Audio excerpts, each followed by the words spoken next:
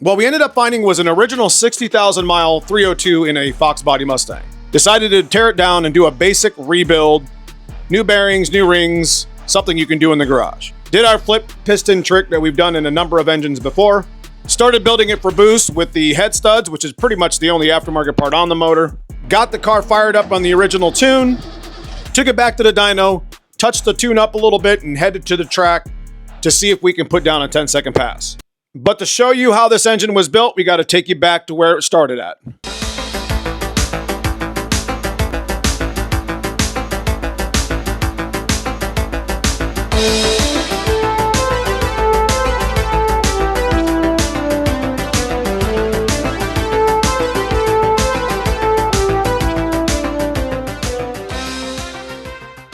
Bone stock basic rebuild, budget turbo kit, 500 horsepower, 10-second quarter mile. What a hell of a recipe for a stock foxbody GT. But it all starts right here. I'll be using a majority of this motor because we are going to be putting that short block in this car. All right, so first impressions, got the intake off. That was pretty quick. Only took me about 10 minutes, but man, look at that. That does not look bad at all. Like what you guys might see is a bunch of shit. What I don't see is a lot of sludge and wear and tear. You can tell this motor was taken care of. You can just see the brown. I know that's old or whatever, but like most old motors that are not been well maintained, just full of shit. And I know this motor ran good. It used to be in my test car, but it's still a junkyard motor and can be considered that. So, you know, once again, real quick, clean, no sludge. You know, I'm pretty impressed with this block so far. This is the crank. I didn't catch my nail on anything. Look at these bearings. You can see, I mean, this is all Ford bearings. Sometimes your engine doesn't need rebuilt, bro. Barely any copper there. And this is the original Ford bearing. Fox cam, you guys see it? See the Z? This came out of an 89, so that's mass air cam. We're gonna clean this crank up, and this is what's going back in it. Stock cam, stock crank. You see the Ford 2MAE? There you go, Ford stamp. E7AE. That's what's going back in this block. We're gonna make some power. E7TE block. I knew it was a good block. It ran, and I heard it run. Actually, all the bearings that came out, you just seen. And you can see it doesn't really have a lot of lip at all. Not at all. It was a great block to use for a donor. You know, when I hone, I like to hone with mineral spirits and tranny fluid. And you'll see me hone it and I'll get it ready. All right, so we got the block back from Dave Dalkey out there at the machine shop. You actually see the cams, the cam bearings were new. We haven't honed it yet. We got everything ready. What you see here is my gun, 1/4-inch drive, WD and brake cleaner and an air hose, because what we were doing was we were chasing the threads. This is an old tap. It's you know, it's not very sharp. These make really good thread chasers. I think it's 7/16. Went through all these because I've had them in the past where had a couple of helicoil, or a couple of the coils that needed, or a couple of the threads that needed helicoil because they just weren't good enough. So I always check the validity of the threads using a thread chaser, and all these threads looked really good, and I cleaned them out. You can see it was decked. What we're gonna do is we're gonna get that table over here, and we are going to be flipping pistons. I'm gonna start prepping this block after I get the hone done. I'm gonna put what would be number 1 and number 5, number 5 and number 1. So basically all my arrows are gonna point backwards. I'll show you what I'm talking about here in a second. All right, so we got the thing honed, a little hatch on it. It's pretty nice. It's a nice little hone. We're cleaning it out right now. I'm gonna get ready to put the crank in and prep for the pistons. All right, so we got the cam in, nice and lubed up with assembly lube, got the crank on here. So now what we're gonna do is make sure my journals are nice and clean. I'm gonna flip it over and we're gonna start installing the pistons. Now we're going to be installing the pistons backwards in different holes. This is always a really good tool to use for putting rings in. It's a 4.0. This is perfect for stock blocks. I built a lot of them, so I bought this. But we're actually gonna be putting these things in backwards. And you can see it's an E7EE number. This is a TRW piston. This is like number 8, so this will actually be in number 4's cylinder, and it's gonna be facing backwards. Let me show you something too on these pistons. Now this is something that I've been wanting to show you guys. Notice the wrist pin. Check it out. This side's shorter than this side. Pay attention to the flap here. See the flap on the piston skirt? This is about 60 thousandths offset, and what that means is this is number 8. This was a number 8 cylinder, and from what I had been doing research with is the fact that it's offset because of cold weather starting to avoid piston slap. Now by flipping the piston, you take this 60 thou area out, and it actually makes the piston come up the hole more. It's almost like a cheater stroker type of stuff. I don't know how you want to call it, but I'll show you. I decked the blocks, so I'll show you when I get the pistons in. They actually sit right at zero deck for the most part. But all right, welcome back. So we got half the motor in. You can see I got the pistons in backwards here. See them? Because the dot's normally supposed to be up front. Let me show y'all. I start turning this motor over. You see how tight it comes to the top. It's tough to do with. It's only halfway together, it's already tight. See that thing? Watch that piston. See that? There is literally sitting at zero deck for the most part. And there's no slop at the top. Pretty cool little design using factory parts to your advantage. Instead of having that 60 thousandths offset, you actually use it to your advantage. It's an old dirt track trick. It's good for, I don't know, 10 or 15 horsepower, whatever, you know?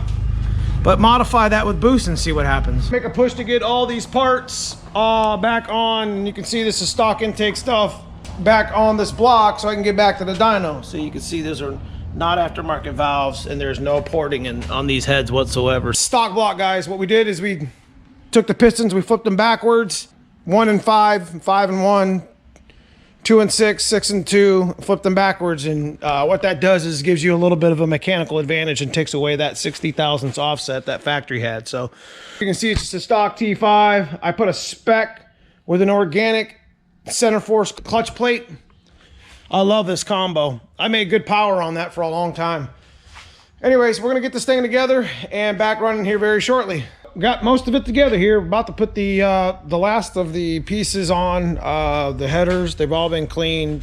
Now on these on3 headers, what I normally do, and I think I've mentioned this in some of my other videos, is I've always have these planed because these are all kind of bound to each other with these braces. So I always have them cut at the lathe so they're nice and straight, and I know they won't leak on me and stuff. And I always use copper gaskets, and of course a lot of copper RTV. But anyways, got the oil pan on. I got everything ready, guys. I mean, we're about ready to drop it in. Pretty quick turnaround.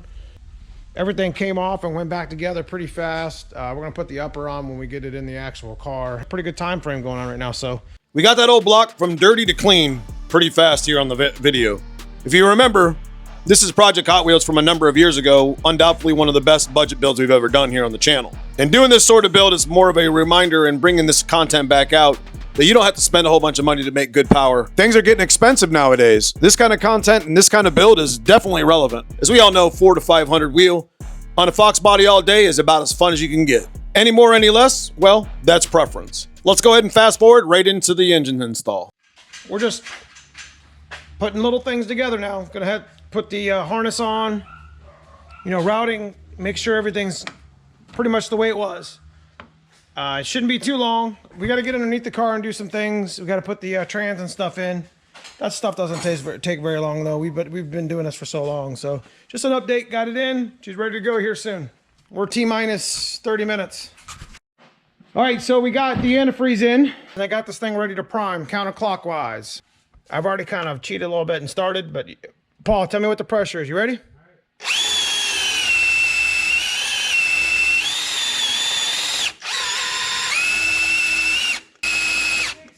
60? Yeah. Good. That's about as fast as that thing can go.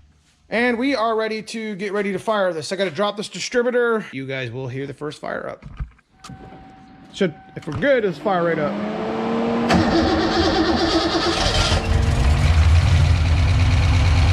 Look at that. Now you're gonna hear some ticks and you're gonna see some smoke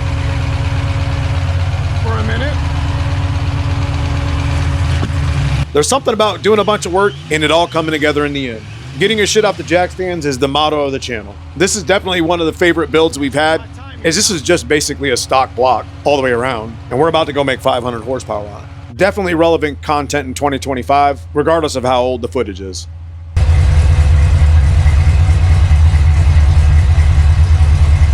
knew it was that blue mark.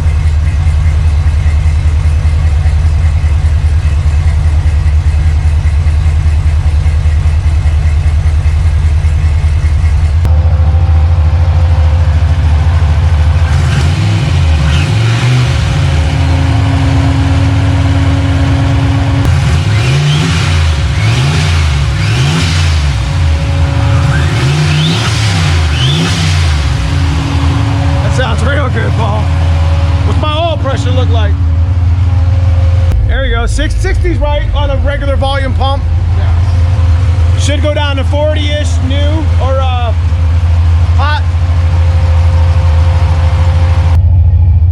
All right, let's hear what she sounds like.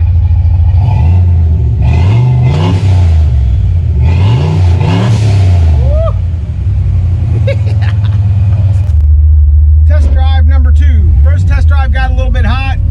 Came home, figured out that the timing was a little off, quite a bit off actually, and that would do it. So it's not that hot of a day here in Ashtabula, Ohio, so you know, it's not that big of a deal. So we're gonna go for another ride. If it starts to get hot again, I'll just shut it off or whatever, but hopefully the camera lasts that long.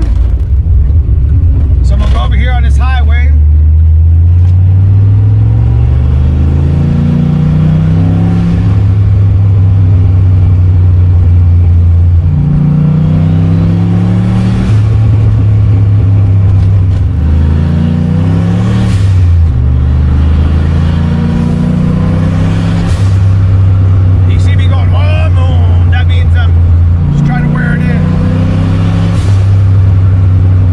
After the break-in, we decided to head back to the dyno to see what kind of horsepower it could make on the new tune.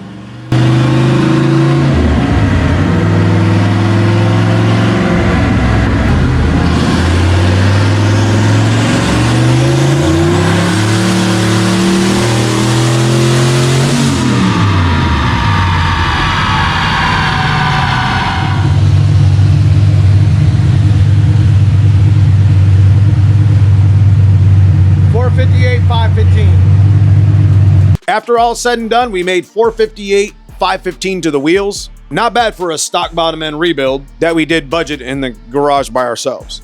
Level out at, Kevin. 13.9, right at 14, that's where I want to be. When it's all said and done, it's still one of the best builds that we've done on the channel. Pretty basic, pretty budget, and it was still fast. One more leg of the video, we decided to head to the track, full weight Mustang GT quarter-mile pass. And this is what it ran. There you go.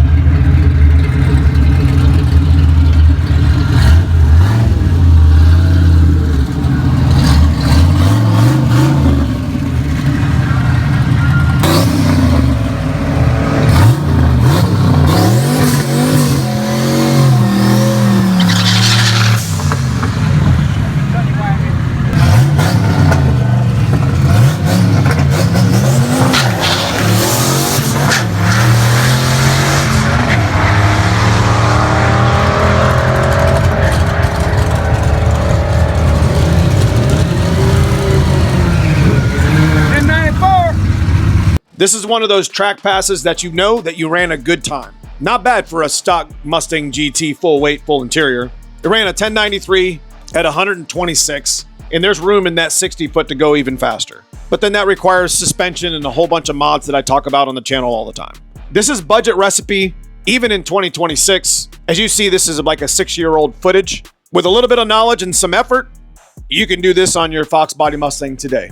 Dad's car made similar numbers on the dyno, and almost identical numbers at the 8th mile, but we want to run a quarter mile in it before we make a video like this next year. If you guys enjoy this sort of content, I appreciate you watching this far. Wanted to bring the engine build back out and the old school Hot Wheels footage again, is like I said, it's relevant in 2025. I love y'all. I appreciate you guys for watching this far. We'll see you soon in the next video, because we got a 393 stroker to rebuild. So stay tuned for that. Thanks for watching.